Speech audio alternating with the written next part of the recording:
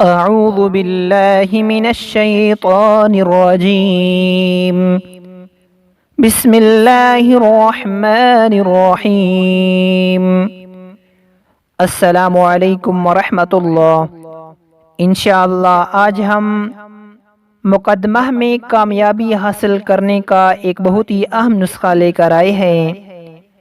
اگر آپ کو مقدمہ میں کامیابی حاصل کرنی ہو تو روزانہ کسی بھی نماز کے بعد 133 مرتبہ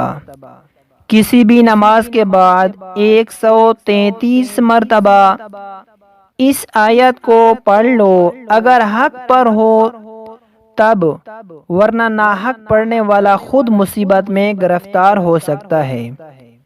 کسی بھی نماز کے بعد 133 مرتبہ اس آیت کو پڑھو اگر آپ حق پر ہو، ورنہ ناحق پڑھنے والا خود مصیبت میں گرفتار ہو سکتا ہے۔